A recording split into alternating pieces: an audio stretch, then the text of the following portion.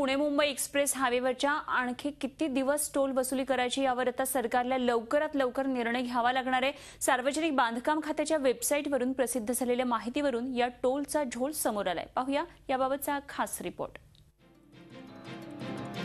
येत्या काही दिवसात मुंबई पुणे एक्सप्रेसवेवर लहान वाहनांना टोल आकारणी थांबण्याची शक्यता आहे।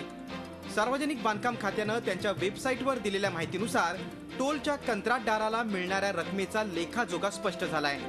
सध्या मुंबई पुणे एक्सप्रेस हायवेवरून जाणाऱ्या गाड्यांची संख्या बघता 2019 पर्यंत टोल वसुलीची गरजच उरणार नाहीये। साधारणपणे 1000 कोटी रुपये कंत्राटदाराला त्याच्या अपेक्षेपेक्षा आणि MSRDCच्या अपेक्षेपेक्षा जास्ती मिळणार आहेत। याचाच अर्थ त्या टोलमध्ये 1000 कोटी रुपयाचा झोल पुढच्या 4 वर्षांमध्ये होण्याची शक्यता आहे।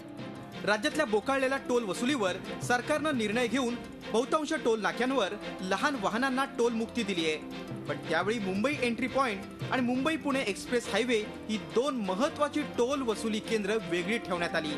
पण आता मुंबई पुणे एक्सप्रेस वेवर सुद्धा ही मुक्ती देण्याची वेळ येऊन ठेपली आहे। याच्यासाठी आता मुख्यमंत्र्यांकडे मागणी आमची अशी आहे की एक तर कार्स आणि ST यांना तातडीने वगळा किंवा 2017ला हा टोल बंद करा 2 वर्षासाठी आणि कंत्राटदाराला कोणत्याही परिस्थितीत 2019 पर्यंत मेंटेनन्स करण्यासाठी भाग पाडा।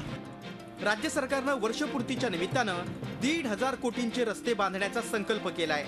हे रस्ते सरकार स्वतःच्या तिजोरीतून बांधणार आहे। निर्णयाचं स्वागत आहे।